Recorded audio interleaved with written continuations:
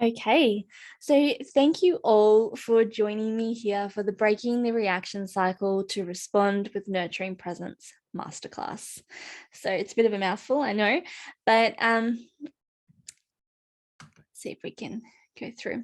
So just to introduce you to me, I am Dania Foster. I am an elemental energetics therapist. I have been working with energy since being a child, and it's been very innate, naturally picked up and attuned to that. And it's been very nature-based, elementals, fae, calling in different nature spirits as well has been just a natural inclination for my energy. And then as I grew into my work, I started studying Reiki as a master teacher, to give what I did a bit of a label and help me share what I'm doing. So I have that as well. And I am a final year naturopath. So I will be infusing, if you've been to this masterclass, because I have run it previously, this is a bit different because the information that I am now weaving into my energetics work is also informed by naturopathic philosophy, principles, and scientific information that I have learned through my time studying. I am a natural mentor and guide. Teaching is one of my strengths and what I love to do, how I love to share. I am not a perfect mother, but I am the mother of 3. My eldest is 9, nearly 10, and I have a 7-year-old and a 4-year-old. And it is my birth into motherhood that sparked me to return back to my roots as an energetics therapist, working with energy, working with rituals, seasonal practices, cycles, and really tuning back into myself because I needed to connect in with me so that I could understand what was going on with my highly sensitive children. So starting with my eldest, and it's been a blessing to be able to have that on board to move through my children as well. So our intention for being here in this masterclass is because we want to be responding to our children rather than reacting. And it's really hard to stay calm when we're triggered. So even if we're educated on calm parenting, so what I have found is that a lot of moms who come to me, they have read up on all of these different conscious parenting practices, respectful parenting, influences, gentle parenting, and they're really on board with the concepts, the philosophies. They are changing the way that they are raising their children, breaking the cycles from the way that they were raised, and wanting their child to embrace their emotional selves, to be able to regulate their emotions and know that they are safe in whatever they are feeling, and to bring themselves back into their body.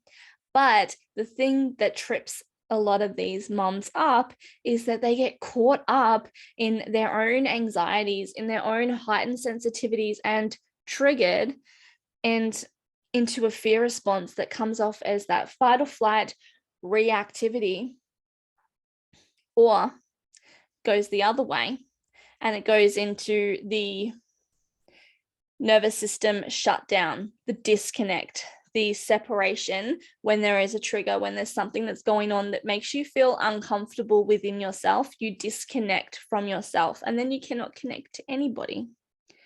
Okay. Something that's really important is that these innate reactions are often learnt behaviors. Okay. It's not something that you are necessarily conscious of or planning to do. So of course it feels like it's completely outside of your body to do this. So connection is our goal. We want our children to feel safe to show us their truth. We want our children to honor their sensitivities as a gift. We want our children to know themselves, trust themselves, and make good choices. And the reason for that one is so that as they grow up, they're not swept up into all of the peer pressure of what everybody else is doing, because our children are trusting themselves. They're not aiming to please outsiders. They are only there to acknowledge their own needs, desires, and truth. That's what we want. We are our children's boundary and guide for how to express safely. They're looking to us for guidance on what is the right thing to do. So we need to honor our own sensitivities and find regulation for ourselves first. So yeah, how can we connect with our kids if we're not even connected to ourselves? It's all about bringing back that connection within ourselves so that we can be connected with our kids, so that we can guide them to be connected to themselves and trust themselves. So this is all built around the foundations of base chakra connection, your root chakra. So the base chakra is imprinting into your energetic field from conception up to 7 years old. It is our sense of belonging in the world, to our tribe, to our community and our family. If we were not accepted by our tribe, our community, our family, our village, then we did not survive. So this is our survival instincts. Okay, this is what we are doing to be accepted. Okay, so here I say forming patterns to adjust and fit in to be accepted. What are you doing, or what have you done, or what have you learnt to do from the time that you were conceived up to 7 years old? You are forming your ability to be accepted, your survival instincts. Okay, this is your safety, your stability, and to have a grounded nervous system. Okay, so the first element that we're going to go through, because I will take you through the 5 elements that I work with. And so we're talking about earth, air, fire, water, and spirit. Now, first off with earth, it's all about our physical bodies. Okay, it's all about our bones, our edges, the weight of where we are, and our ability to take up space and be comfortable with being here in this moment. So I want to talk to you about the vagus nerve and the polyvagal theory. So the vagus nerve is a cranial nerve that goes through every organ in our body pretty much. Okay, it goes all the way from the brain down through the organs, through the gut, down all the way to the clitoris. Okay, this is a nerve that is named the vagus nerve after the Latin for wanderer. Okay, it is something that moves through our entire body. And when it is in a good or a heightened or a strong vagal tone, then we are in the ventral vagal state, being calm, we're connected, we're regulated, we're resilient, we are not getting sick, we have low inflammation, we are healthy, balanced. Okay, so that's in the ventral vagal state, and that's where the vagus nerve goes to the heart center. Okay, and that's a part of the parasympathetic nervous system. So you may have heard about the sympathetic nervous system and the parasympathetic nervous system, where the sympathetic nervous system is where you are hyper aroused and you move into mobilization stage. It's fight or flight time, is that you have a heightened heart rate. You are feeling all of that heat, that energy moving into your limbs. You're ready to stand up and fight. You feel like your energy is a bit up. So in that stage, of course, we're not digesting. So we may be having digestive issues if you're constantly in fight or flight mode. We're slowing down a lot of the systems that we don't need to survive. So to get up and run or fight. Okay. So that's the sympathetic nervous system. So we can see that when we are rushing from one thing to the other, constantly rush, rush, rush, and our energy is not slowing down and decompressing, then we're in that sympathetic nervous state, constantly in stress mode. Now, the parasympathetic nervous system has two threads: the ventral vagal, which is moving the vagus nerve towards the heart. And that is when we feel calm, regulated, resilient. We feel well. And when that's in good tone. And then there's the dorsal vagal thread as well. And that's when we move into that state, we move into hypoarousal. So whereas the sympathetic nervous system is that hyperarousal, so much energy, fight, flight, run, react, okay, all out of that fear. Okay, the dorsal vagal is that shut down, the disassociation, the freeze mode, the numb, the can't connect to anybody. Okay, the immobilization. It's where we are so exhausted you just can't get out of bed. It is when you just feel completely like you are not even in your body. So this can happen if you have been in that sympathetic nervous system hyperarousal state for a long period of time, and you are running, crash. Okay, you have run out of go, and you are going to fall down into your dorsal vagal, is going to take over and say, enough, it's time to play dead, shut down, we can't go any more, and you're disassociating. So we cannot connect to our body, we cannot connect to our partners, we cannot connect to our children when we are in the sympathetic state of fight or flight, because we're reacting and we're going, and we're not helping them to calm down either, because our energy is amping up their energy. And we can't do it when we're in the dorsal vagal state either, of the hypoarousal, because we're not present. We're not present at all. We want to aim for that ventral vagal state of heart connection, calm, regulated, resilient, you being the safe person. Okay, so a regulated nervous system does not look like this top line, the flat line, calm all the time. That's just not a possibility. To just expect the calm all the time is not the goal. Calm is not the goal, okay?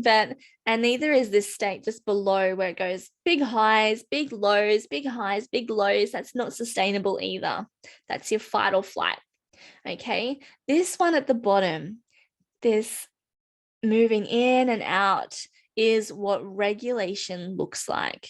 Okay, so having a regulated nervous system does not have expectations that you're going to be getting it right all the time, but it's going to say that you are resilient, and that when you are in times of dysregulation, moving into fight or flight, moving into that dorsal stage, whatever it might be, is that you are comfortable within your dysregulated state. You're comfortable with you're getting comfortable with that uncomfortable state of being enough for you to be compassionate with self-accepting, and that is what regulates your nervous system back into that state of grounded. So I like to think of a regulated nervous system as somebody who is grounded, so they can move up and then they go, this is not where I want to be, let's do some things to bring myself back into this state, and I've got it.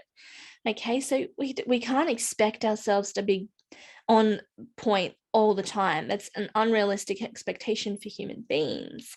Okay, but we can work with our energy systems, our nervous systems, to be in a grounded flow that is comfortable in times of dysregulation, enough to not go into the fear that that spirals into guilt, that spirals into shame, that spirals into resentment, that spirals into anger, all of those emotions being held on tight and not being given any room to flow. We want flow, we want grounded connectivity.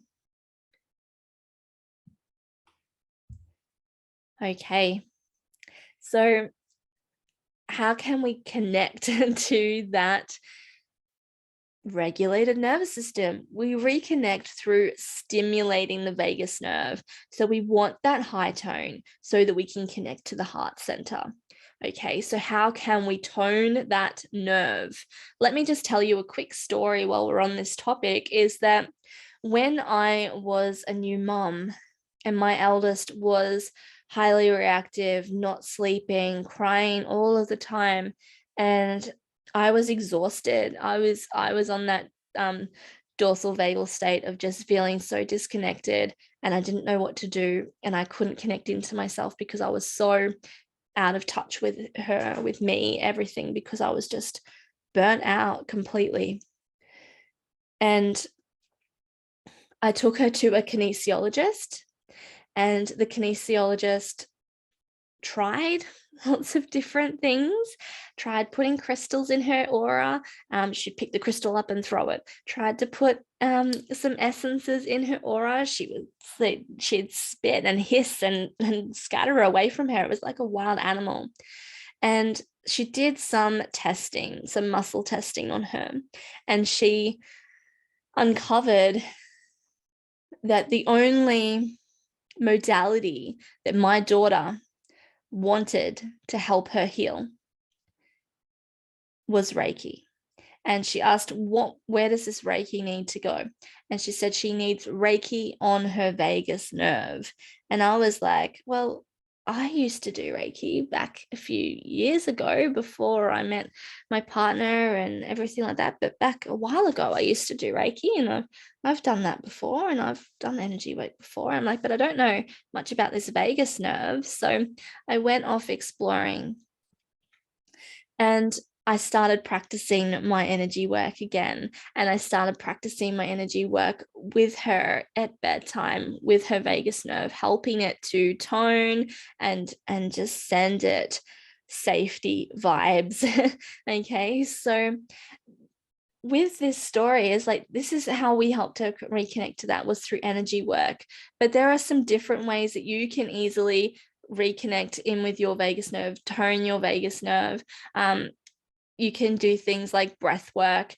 There are lots of different types of breath work out there. And what I don't want you to get caught up on is overcomplicating things to the point where it's too hard and then nothing ends up happening. So keep it really, really simple. The thing that's going to stimulate your vagus nerve is diaphragmatic breathing, deep breathing. Okay, so just as long as you're taking big, deep breaths and just get that air into your body, hold it and release, and just do that 20, 30 times. Take a break, do it again.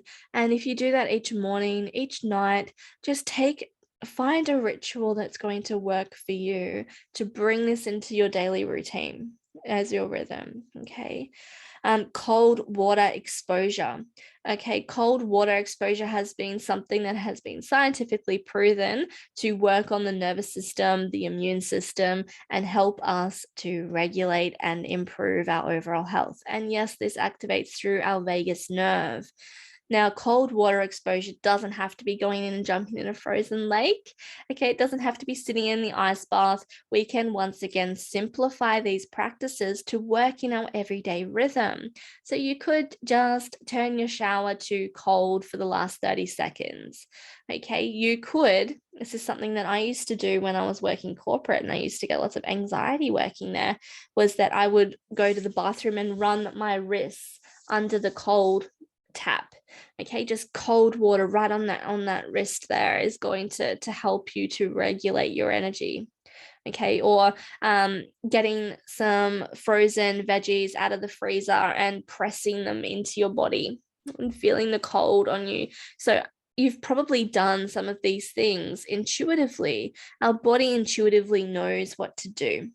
You can teach your children these practices to reconnect through their vagus nerve as well, to give them some tools to calm down in the moment. These are beautiful in the moment things that you can do. The deep breaths, the cold water, singing and chanting, moving your vocal cords, because yes, the vagus nerve goes through your vocal cords as well. So singing, chanting, speaking with passion, yeah, all of these things are going to send us into a state of connected heart energy.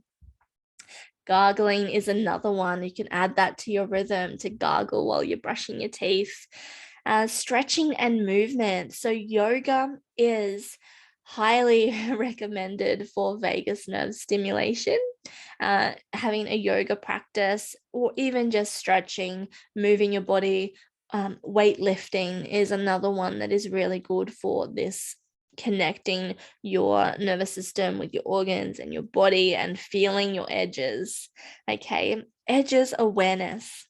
So this comes in the form of hugs. So just squeezing your body. And I do this with my legs, like the tops of your thighs, just squeezing your edges. I do this with my kids. Lately, my youngest has been waking up and just crying in the night, and he doesn't know why he's crying. He's just crying. And just takes a bit of soothing to bring him back into his body. And so what I've been doing with him is just squeezing gently around his shoulders, on his legs, giving him hugs, these types of things, just to bring him back, and just giving him the affirmation is, I am here, you are safe, you are loved, and bringing him back into his body gently. Another edges awareness is stomping around. This is very primal base chakra work, is stomping, dancing, feeling the weight of your body supported by the earth beneath you. These are all beautiful ways to bring awareness back to your body. And the other thing that is really important is co-regulation. So we often hear the words of co-regulation when we're talking about calming our children, is that we calm them with co-regulation, and we be calm so that we can bring them into our calm energy and help them to regulate using us. Okay, so we become that safe space for them. We can only do that if we're actually regulated ourselves. So this is why this work's so important, is that we have to get back into our bodies and feel connected to our heart spaces, so that they can, because we're our children, they're highly sensitive, intuitive beings. They can feel, they can sense when we're not actually connected to our bodies. If we're like, our energy is all like, and we're trying to be like, it's okay, just give me a hug. They don't want it. That's not a safe space. Okay. It's going to make them feel more disconnected and throw them into fight or flight. So for you, co-regulation, find somebody or a place where you can have safe conversations with regulated people. Find regulated people. Find circles of safe places to share your stories and what's going on. So if you don't have friends or people in your life that you can call up and have a safe, regulated conversation with, hearing their voice, hearing the way that they communicate to you does not have any expectations other than just holding that space for you and being that grounded person for you to talk to, then that's the type of work that I can offer. Like, you've got to find somebody who's offering to hold that space for you, because we all need co-regulation. We all need safe spaces. Okay. How do we unleash our earth element? By finding safety and strength in your everyday. We come back to this through re-parenting yourself. Okay, looking after yourself is pretty much what this is about. So focusing on what strengthens you. Okay, this is one of the first things that I go through with people that work with me is, okay, let's find a whole big tool basket of practices, activities, motions in your day that bring you strength. What is something that you can do and afterwards you just think, oh, I just feel so good after that. Okay, what makes you feel strong within yourself and and really good. So for some things, it could be focusing what strengthens you, could be drinking water, eating fresh foods, going for a walk, doing yoga, lifting weights, or like those types of things that make you feel strong and empowered. And it could be things like quiet time, alone time. It can be things like painting. Okay, it could be things like writing. It could be things like teaching. That's something that strengthens me, is that teaching strengthens me. Okay, so what is it that strengthens you? What is it that makes you feel empowered and on path? Okay, what are the sort of elements that you can weave into your days every day? Bring these in. Okay, and find rituals of self-compassion. Find ways to share love with yourself. Okay, this is reparenting yourself. And I'm going to talk about this more and more throughout this masterclass. We need to create space to pause between what's happening outside of ourselves and how we react or respond to that. So time for processing. That's why rhythm is so important, is that we need to slow down our life so that we have space to respond in a way that aligns with our intentions. Okay. How do we embody this earth element? By living in rhythm with your seasons and cycles.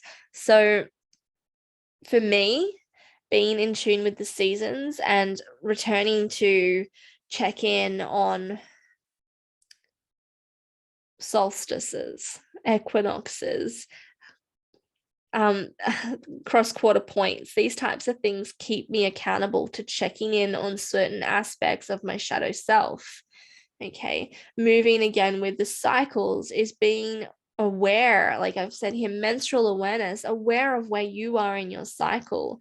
It's something that I will check in on or make sure I'm aware of every day, is to look at that, what day in my cycle am I at?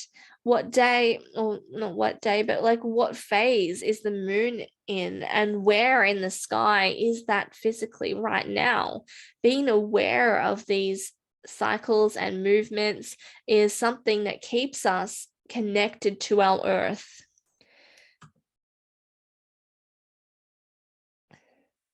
I'll come back to that, Manny. So we can look at this within the circadian rhythm, with being able to tune into the days and the nights. It's like the saying that I have is, when the sun goes down, it's time for quiet and slow. Okay, slow to rise, slow to retire. Slow beginnings and endings is what brings us into a state of peace and connection. Okay, making sure so that we make sure that we get enough sleep, so that we make sure that we're moving enough through our heightened energy phases, and we're of course eating real food regularly to keep our blood sugar regulated, because all of these things are going to add up the fuel that you give your body. All of these things, our rhythm and our boundaries are the masculine edges that keep us on track, that keep us connected, that keep us accountable to our connection to our earth. Okay, having a rhythm that has what strengthens you in there, takes into account the circadian rhythms, your menstrual awareness, where the moon is, all of these different things, what season it is, that your rhythm will change depending on all of those things.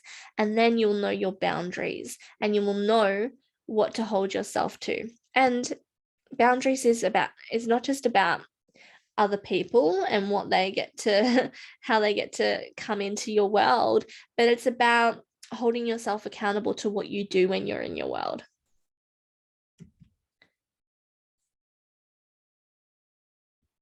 Maybe.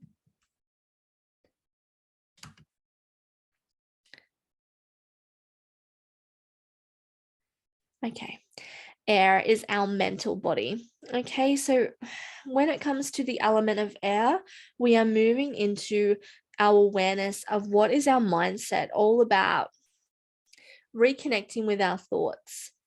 So in that moment, when you are feeling triggered and you are reacting, and then you think, why the fuck did I say that? Like, why would I say something like that? That is the last thing that I want to say. Or that's the same sort of thing that was said to me when I was a child, and I can't believe I just said that, because I never thought that I would say that or would parent that way, and it's just blurted out of my mouth.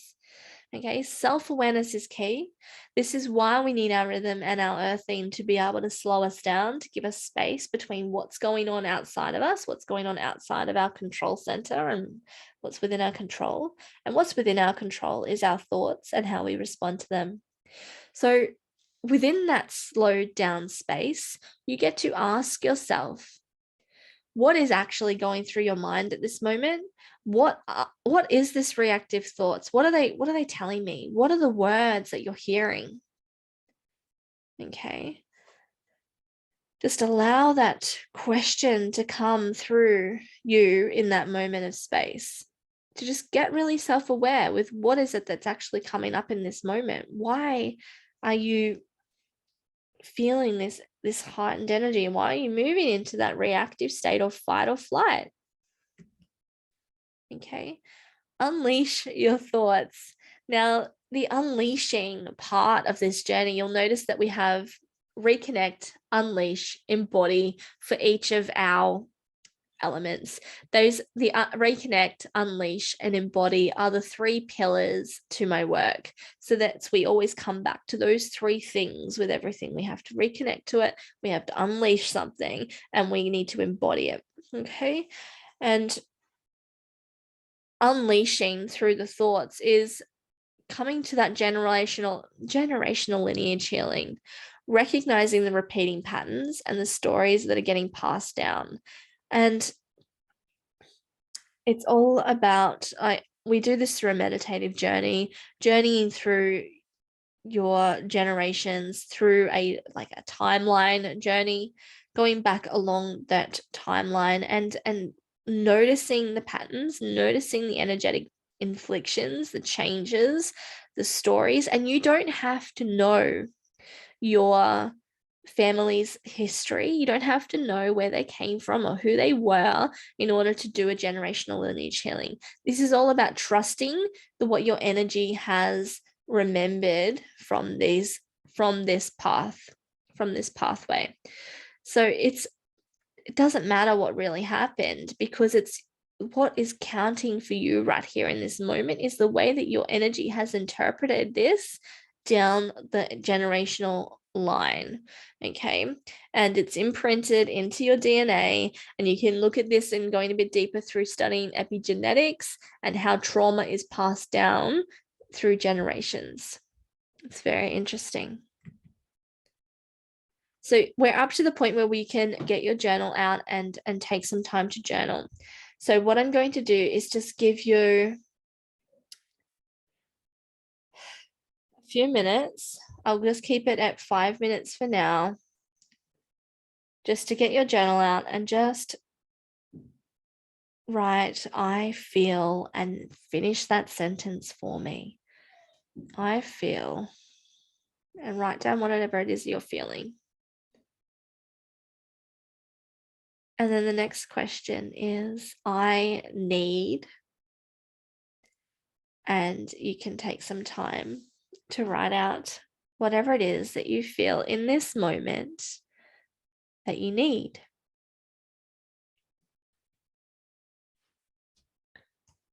And I'd love for you to just allow yourself to flow with this writing. Let it just pour out from your heart.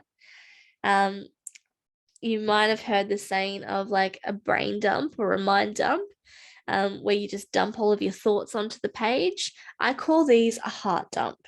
Okay, you're dumping out the way you feel, the way, like, what are you needing? What are you calling for? What are you yearning for?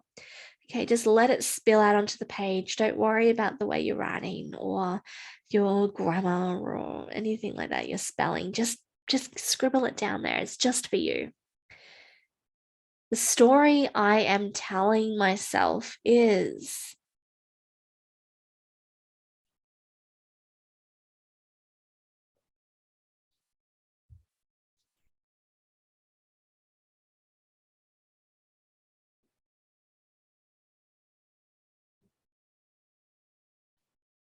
Is this a reflection of your self-worth?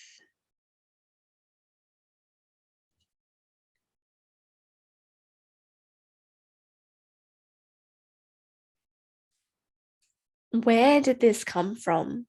Where did you first hear this?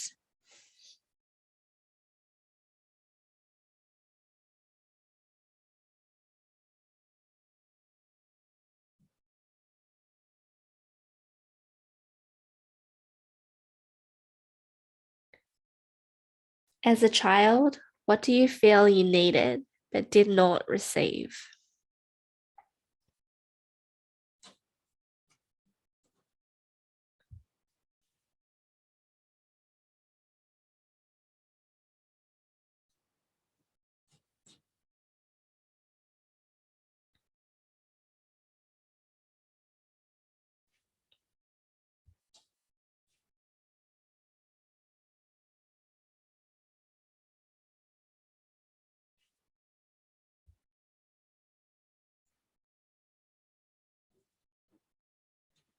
And what are the unmet needs of affection, validation, and autonomy that you can acknowledge within yourself today?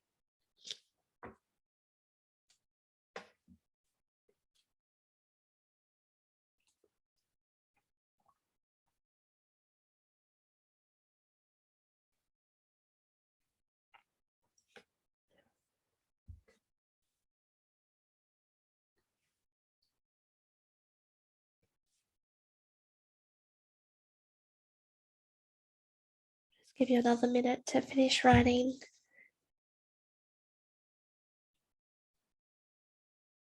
You can always come back to this because there will be a recording.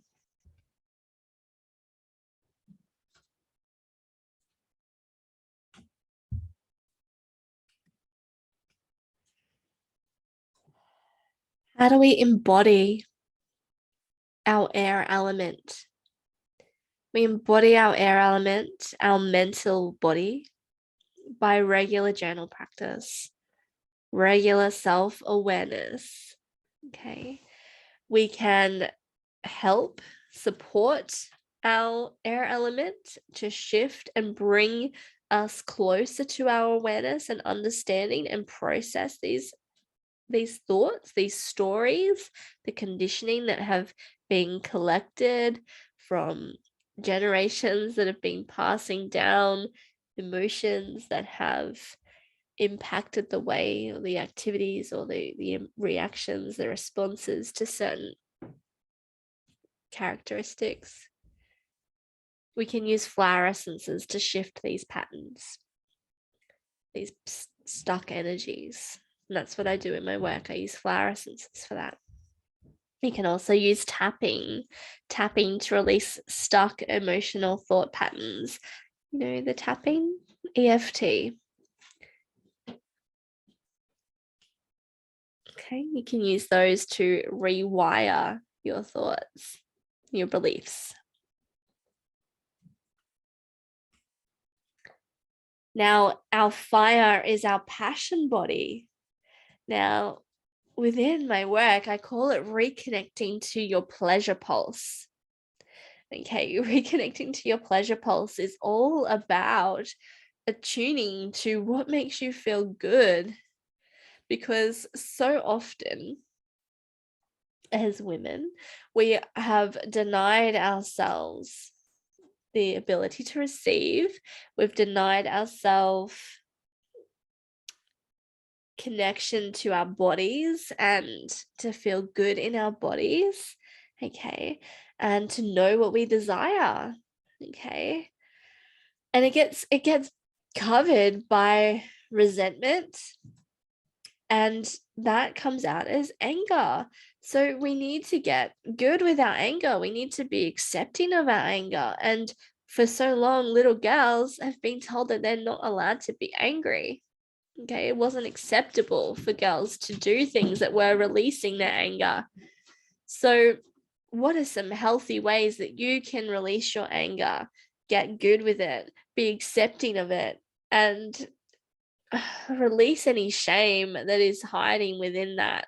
Okay, so find your healthy ways to release your anger that works for you, and know what it is that you desire. So often when I ask women, what is it that you desire?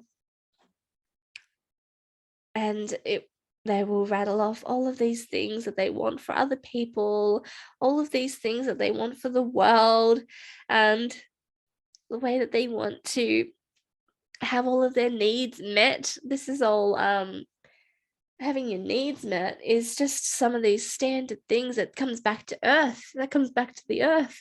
The element is having your basic needs met, drinking your water, having fresh food and water, having shelter, having a safe space to live. They're fundamental needs that we need to be connected to our earth element and feel safe and not in survival mode. But what do you desire? What do you want? So often we've been shutting that part of ourselves down because we don't want to feel like we're too much. We don't want to be feeling like we're asking too much. We always are feeling like we're not enough to have all of these things that we want. And to have all of these things at once. What? We can't have all of them at once. Are you crazy? Like, something's got to die off. If I'm going to be a great mother, then I can't be running a business that's based around my passions as well, because you can't have both, right? Well, why not? Why can't we have both? What do you desire? Yeah. And we can do that by writing out your ideal day in the journal practice. Okay. Connect with your passions and what makes you feel alive. Okay, find your creative fire. What is it that you do that creates? What was it that you do that builds that burning fire within you? Find that spark and run with it. Okay, unleash your fire. Healing the witch wound.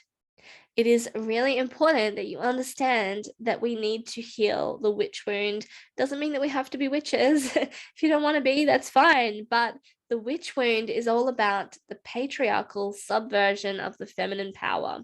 When the patriarchy has squashed the feminine rights to have intuitive knowing, to be connected with the moon and the earth and our menstrual cycles, all of these things, and plants, herbal medicine, shut down, not allowed. Okay.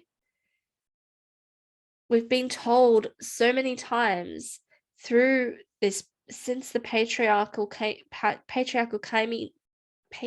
came into rise, that all of the aspects that bring us into our feminine power, our sensual womanhood, even feeling sexy in our bodies, has not been allowed. Okay. How much is there shaming around women who are comfortable in their body, comfortable with their sexuality, comfortable with their feminine body hair? All of these things have been shamed and squashed by the patriarchal society because it brings a woman into her power. She is comfortable with herself. She is connected to her earth. She feels safe. She feels strong. Okay, that has been squashed so long. And this is called the witch wound. Okay, but you've been branded a witch, you've been cast out, you've been burned at the stake, persecuted for being different, for feeling confident, for owning your power, owning your intuition, feeling connected. Okay, so if you can carry the wounds of feeling shut down in any of those aspects, then you also carry their wisdom. So we access that wisdom through moving through a journey into the Akashic realm, accessing our soul blueprint, the memory of our soul. Every experience, relationship that we have encountered is stored within our memory, our soul memory. Now, the soul realm, the Akashic realm, is much different to moving into a psychic realm journey. The psychic realm like the shadow realm can sometimes play illusions or tricks on you, trip you up, and have you thinking in circles sometimes. Not all the time, just sometimes. And can feel a bit confusing, but the soul realm feels safe. It feels familiar. It is warm. It is comforting. It's somewhere that you have been before. And it's all about learning to be comfortable to access this realm. And that's what I want to teach women, is how to access this realm whenever you need to access your wisdom. Okay, because um you can unleash yourself from contracts that are no longer serving you and retrieve wisdom and stories from lifetimes past. This is all about your past lives. Okay, reliving them over and again. So we do this work so that we can go our own way without caring what others think. If you've been somewhere and your anxiety is heightened because you think other people are watching me, or what will other people think if I go and do this thing, or what if somebody finds out that I'm doing this type of thing, or that I'm still breastfeeding a 5-year-old, or any of these things, like if you're worried about any of that, caring what other people think, then we need to do this work, because you're not going to be prosecuted, persecuted, burned at the stake for following your intuition and being a sensual mother. Okay, to be a sensual woman, you can be a sensual woman even if you are deep in the midst of mothering. Okay, you are allowed to be connected to your body and feel your pleasure pulse. Trust your inner wisdom, trust your intuition, and then you can parent responsively in alignment with your child's individualized needs. Because if your child is highly sensitive, if your child is intuitive and empathic, they're picking up on emotions around you, they need a strong model. Okay, they need somebody who can be strong and hold this guideline for them so that they can get comfortable with their emotions, get comfortable with their sensitivities so that they can connect to it. How do we embody our fire? How do we live it? Self-pleasure, following your sacral impulses. And what I mean by that, following your sacral impulses, I'm pretty sure we all know what we mean by self-pleasure, doing things that make us feel good in all ways. Okay, following your sacral impulses is about checking in with your sacral energy center. So I'd ask you now to just place your hand on your womb space, so just below your belly button. Just feel into that space, and you can make a sound like oh, yeah, UGH. Oh. And so if you think about something that you are not sure about, something you like, do I want this? Do I not want it? Just think about it. And are you going to go with, like, no, not really. Well, yeah, I do want that. Yes, I do. So you can follow your sacral impulses by checking in with your body and just tuning into that.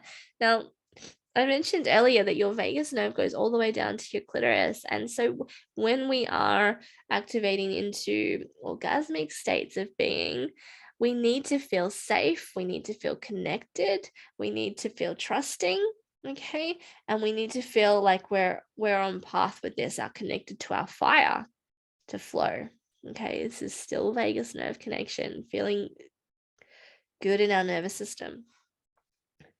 Okay, moving in and out of your decisions following your intuition. You're allowed to say, yeah, I want to do this minute, and then change your mind if it's not going to work for you anymore. You can change your mind by listening to your intuition. Okay, moving with that flow. And embodying your fire is we strengthen that through doing intuitive practices. So that might look like meditation, that might look like writing, intuitive writing, where you would just let everything fall on the paper without thinking about it, just letting that heart dump on that paper. Intuitive practices could be card readings, and even cloud readings and leaf readings. If you're just out in nature, just listening to the leaves and what are the messages that the nature is bringing to you. Feather reading, so if you are met with a feather on your path or a special leaf, just listening to it and feeling into what that is there to share with you. You can do it with so many things: rocks, crystals, everything that you meet that is from nature. You can read that energy. And tuning into your body, so you can do a quick body scan as an intuitive practice to just feel that energy over your body and just check in with, is there any sort of bumps or dips or hot spots, cold spots, fuzzy moments, sharp moments, whatever it is, however you pick up energy, spending time with it regularly. Okay. Water. Water is our emotional body. And to reconnect with our water element, it's all about connecting with what you're feeling. So we all know that there's been plenty of times we've shut down our feelings because we needed to be strong, or whatever reason it wasn't accepted to be a highly feeling, highly sensing person. So let's look at your child that you have, your highly sensitive child. For example, how does your child like to receive and interpret love? So just have a think about that, and I'll show you the and then how do you want to receive love as well? So let's just skip across to the next slide. They're out of order, but that's okay. As we grow, we're supposed to learn how to receive this from others in a way that models how to give it to ourselves. But a patriarchal society has created matriarchal drift that separates us from this loving line of being able to receive that love, being able to receive that acceptance for feeling whatever we're feeling. Okay, that was once our superpower, to be able to have strong emotions and to be able to be in tune with our emotions and know what was ours and what was somebody else's, and be really connected to other people, because there weren't so many distractions and shames and that have been squashing us down. Okay, so we were supposed to learn this from watching others in our tribes, in our village, in our families, watching other people tune in with this emotion, tune in with different energies. And we've been separated from that along the line. So these are the love languages: quality time, words of affirmation, receiving gifts, giving gifts, and acts of service and touch. So if you just think about your child, or all of your children if you wish, and have a think about what is their dominant language, because we're all going to want all of them at some point in time, but what's their dominant language? Being familiar with this is going to be really helpful when it comes to knowing how to connect with them for what they need from you.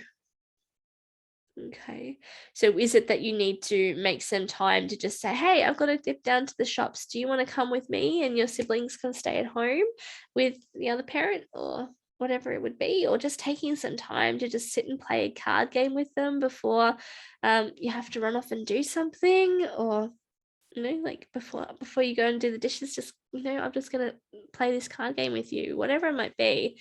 But just taking that time to show them that you're there and you care. And words of affirmation is just letting them know that, hey, I saw you put in so much effort for that, and that was really cool. I love how way you did this. And being really specific about the types of things that they're passionate about. It's got to be about what they're passionate about. Letting them know that you see them, you hear them, you recognize them. Receiving gifts. yeah, if there's special things that they're into or they want, and it doesn't have to be big things, but can just be a little something. Okay. Acts of service, doing things for other people. There's a lot of those in motherhood that we are just automatically doing, but what is it that they are doing? So this is a story that whenever it's something that can trigger a lot of people is that we've got a child who's very capable, but maybe they ask you to do everything for them. Like, Mom, can you tie my shoes? And you're like, you know how to tie your shoes. Come on, just do it. Put your shoes on yourself. We've got to go. Come on, let's just keep going. Um, but they are asking you to do these acts of service that you know that they know how to do. Why do they keep doing this? That's their love language. Okay, they want to connect with you and they want you to do these things for them because that's the way that they want to be seen. It's the way that they want to be shown that you care. It's the way that they want to receive and interpret their love. So if we just acknowledge that and say, um, I would really love to help you put on your shoes right now, but my arms are full and I've just got to take them to the car. So if I have to come back and do that, then we may be late. But why don't you get them and put them on in the car and we can have a chat about something there, or find another way to fulfill that acts of service. But at the same time, letting them know that you do see them and you do acknowledge them, and they want that, and that's how you connect with them. And touch, that huggy, touchy feely love center, um, can also be really touching you out, but find ways that it might work. I've got a really touchy child and I feel touched out because I've got a few touchy children, and I just like, one of my strengths is having alone time. Don't get much of that. But if I just reach across and hold her hand sometimes, not all the time, but just sometimes, that is so special for her. For her to just feel me come across and just give her a hand, a little squeeze. That's enough to keep her connected. Okay, so when we heal the mother wound, we are soothing the wounds that our mother line has held and passed down. Beliefs of unworthiness, resentment, spite, and pain. It is a patriarchal wounding. It really doesn't come into the fact of whether you had um, a bad mom or anything like that. It's not about that. Okay, you can have a caring, loving mother and still hold on to wounds from the mother wound. Is that her not enoughness has been passed down to you? Her lack of confidence has been passed down to you. These are mother woundings, okay? And she is doing the best with what her resources were at the time. We're all doing the best with the resources that we have at the time. But as I was saying in a live that I did earlier today, was that it is not our responsibility to heal all of the woundings from our generational lineage or from our what's passed down from our mothers, our fathers. It's a big burden to carry, to try and do all of that work in one lifetime. But whatever is triggering you, whatever is at the surface, is ready to be shifted. And so that's what we focus on. What's triggering you right now? Okay. And that's what we become aware of. And once we're aware of things, it's our responsibility to heal that. Okay. So, unleashing your emotional self. So, healing the mother wound and invoking the inner mother archetype to hold the inner child. And I have a meditation for us to do for this. So, if you are ready to get comfortable, and I'm going to keep it short because I'm aware of the time, but just a little meditation here.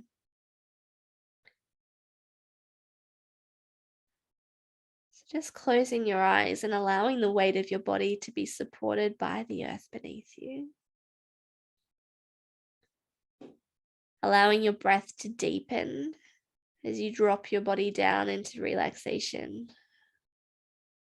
finding a rhythm with your breath, feeling comfortable in this space where you are, dropping your energy down. You are here. There is nowhere else where you need to be in this moment, right here and now.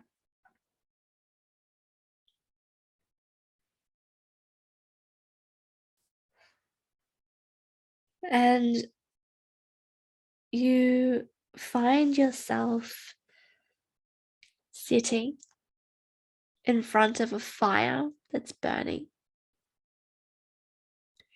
You feel the warmth of this fire. You might warm your hands on it.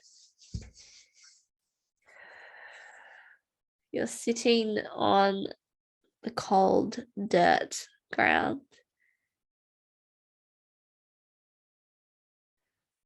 And as you look through the flickering of the flame,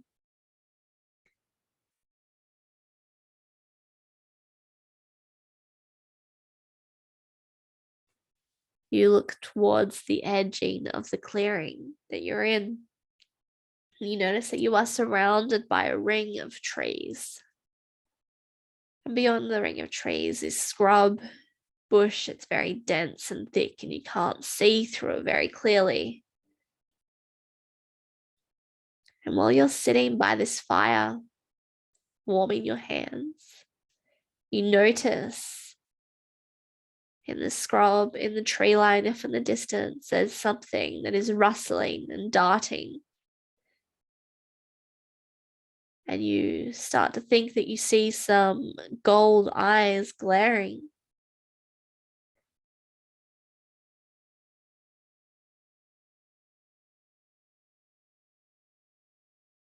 And you start to feel a bit apprehensive and a bit scared, wondering, what is this behind these trees? What is stalking you?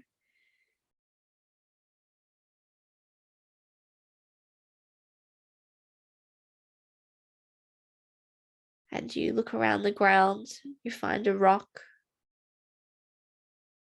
you pick it up and you throw it into the bushes, and you stand up and you make yourself big and you make yourself scary. And you yell out to the edge of the woods and you yell out, "Show yourself." And the creature behind the tree line darts and dashes, still not showing itself in the light, but moving side to side, trying to get a better look at you.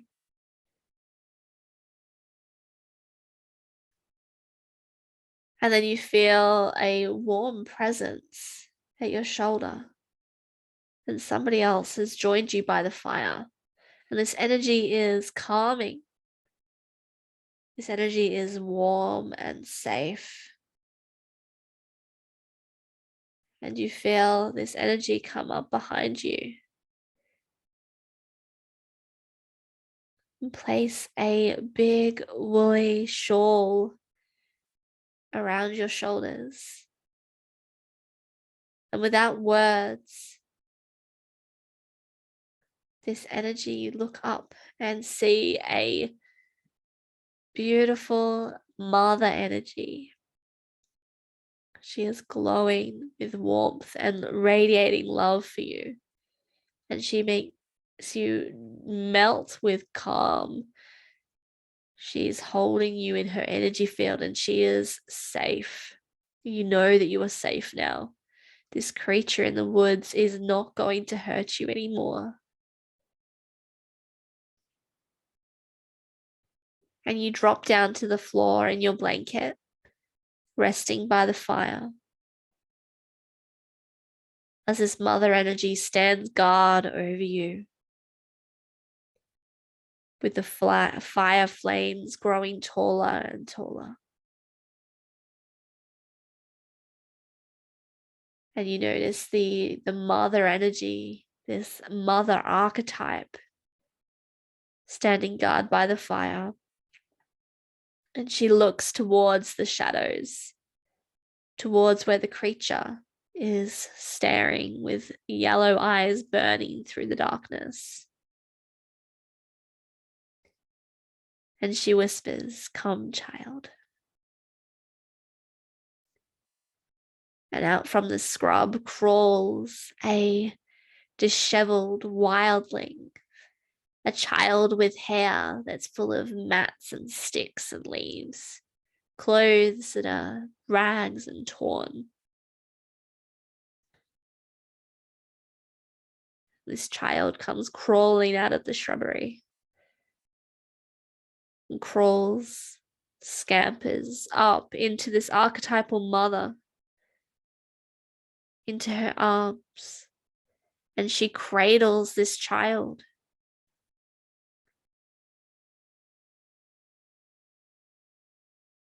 And she comes and sits down next to you in the fire. And suddenly, her energy is your energy as you have melded together. And you find the child is resting in your arms. And you have this child who is staring up at you. She is no longer scared of you, and you are no longer scared of her. You're simply meeting, and you recognize her. She recognizes you. Your energies are one.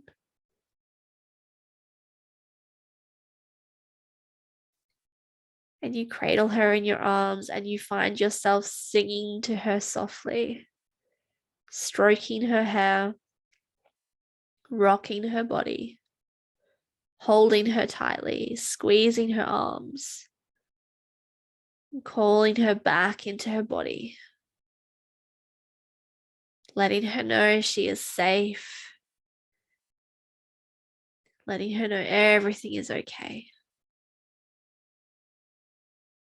You're here now, and you're a safe place for her to hide, be comforted, be heard, be seen, be loved for exactly who she is.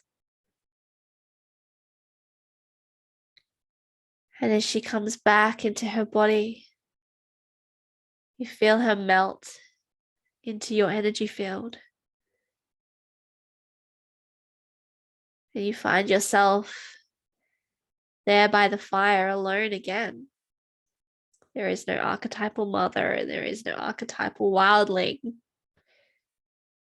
There is simply you in the flames. And you feel the cold ground beneath your body. And you feel that cold, sharp breath as it enters through your mouth into your lungs. You feel present with where you are, and you feel at peace. You feel strengthened. You feel resolved to stand and look to the shadows and know that you can handle whatever is there to meet you. You can greet it with love. Dissolve all barriers with love.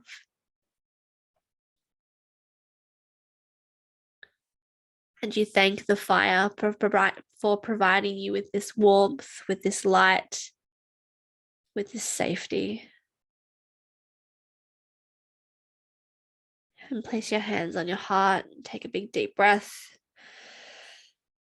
And let it go as you feel the weight of your body supported by the earth beneath you in the room where you are here and now. You feel your edges as you move your hands over your legs and your arms, and you feel your energy coming back into your body here and now.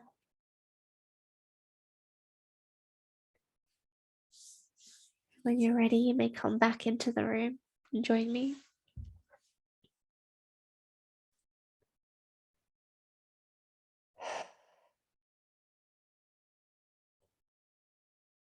And just ask this moment is, when you met your inner wildling, what did they need from you?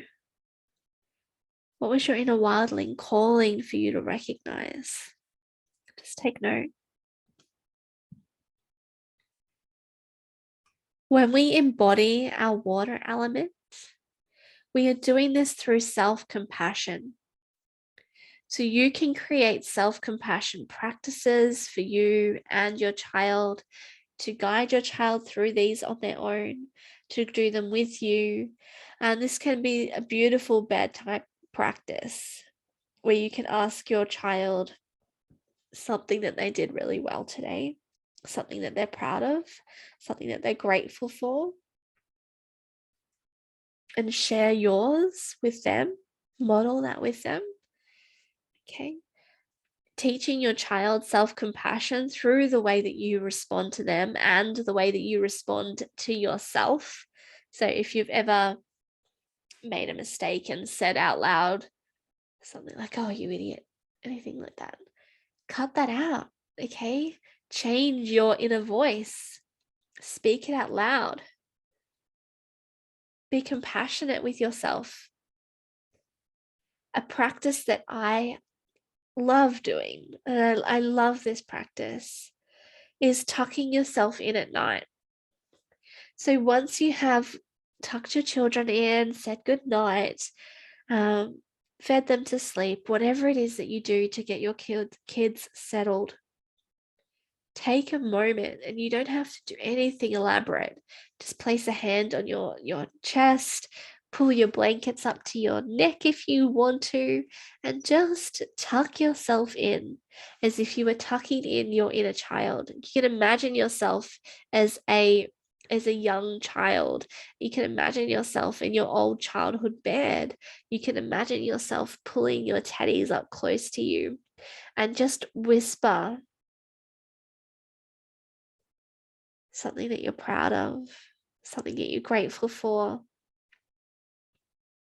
something that you're doing really well. Just tuck yourself in at night. Bring that self-compassion in, that loving kindness back into your heart space. And embody this through the way that you treat yourself and the way that you treat your children. They're watching you.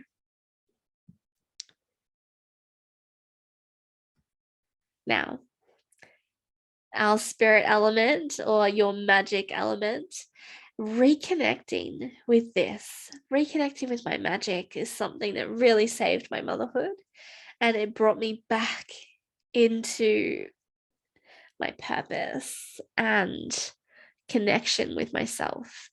What would it mean for you to be the guide that your child needs to evolve a 5D heart-centered world? So when I say this 5D heart-centered world, it is a world where we are in connection with self and others and feeling and highly sensitive and intuitive and coming through heart connection, meeting other people instead of from a space of fight or flight, which is the consistency of the world that has been for the last few decades, more hundreds of years, and moving into the 5D heart-centered world is to meet people from that ventral state of heart connection, of calm, of regulation. Okay, we are stepping up into this work to clear the pathway for our children to rise unrestrained by their own self-doubt. We're giving them that boost of self-confidence and reassurance in self, trust in self. You can unleash your spiritual body. Imagine if you could be the guide that you needed when you were little. And how did you need loving space held for you to be your unique self in the world, your highly sensitive self, your intuitive self? What nurturing of your spiritual gifts did you miss? You can journal on this if you'd like. What did you wish your parents understood about you as a highly sensitive person?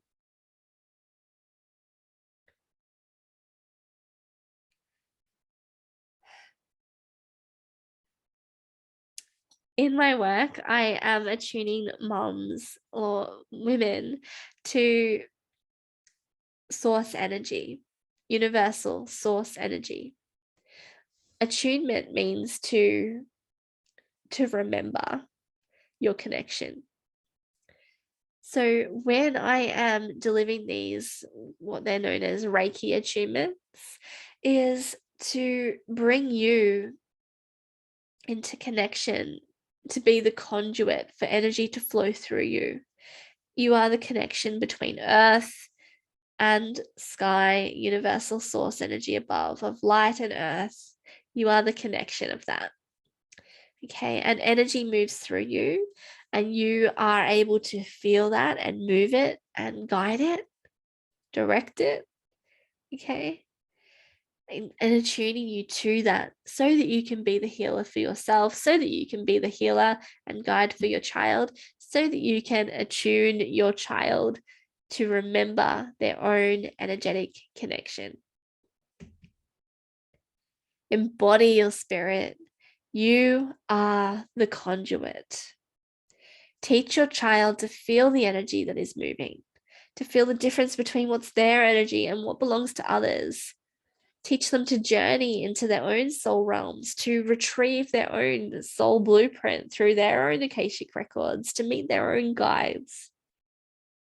And this is really helpful if you've got a child that has night terrors, because I, as a child that had night terrors and as a mum who's had children with night terrors, I believe that they are astral traveling through different realms, and that we can anchor them through giving them the right guidance and guides to feel safe while journeying. That's the information that I received as a child, is that I was taught how to journey safely, and that helped me so much ever since. You can guide your child to move this energy wherever they feel it needs to go. And add these self-healing practices to your self-compassion rituals when you are tucking yourself up in bed at night. It's a whole thing.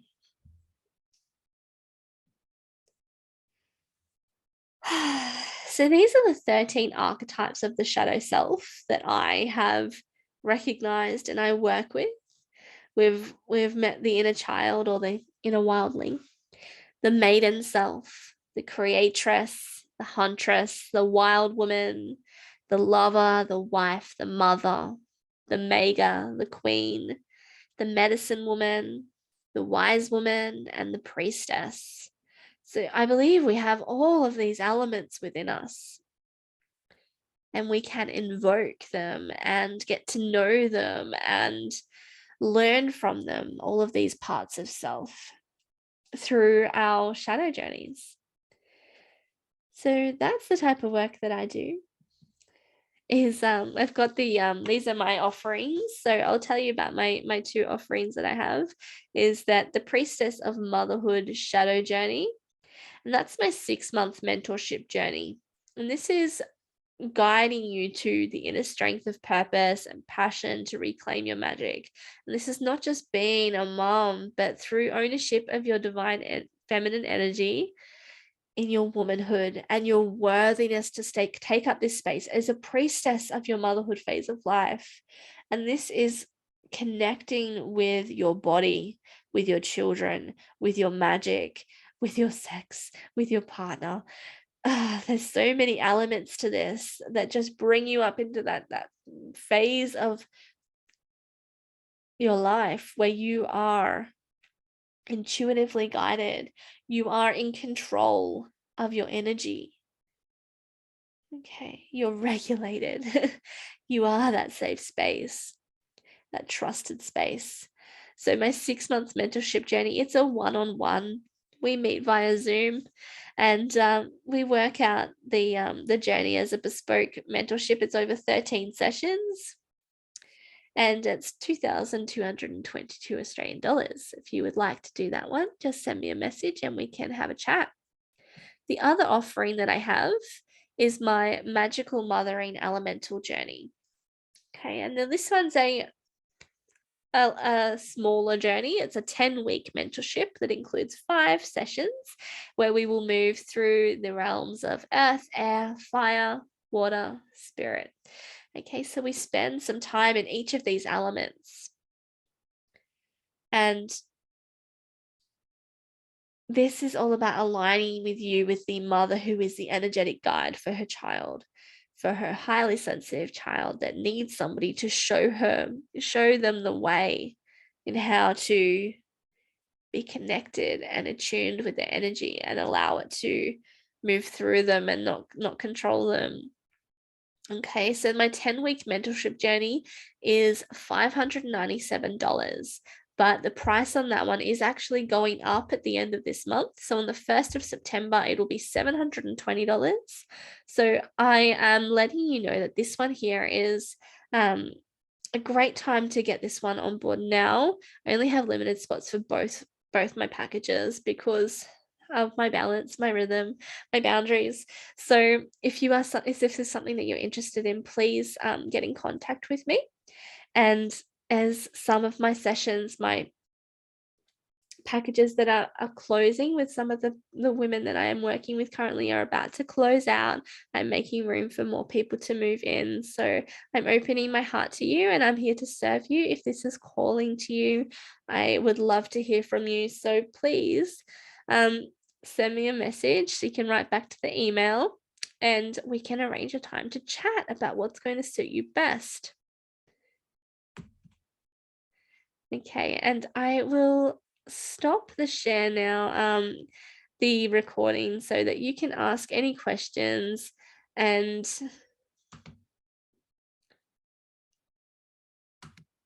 let's do that.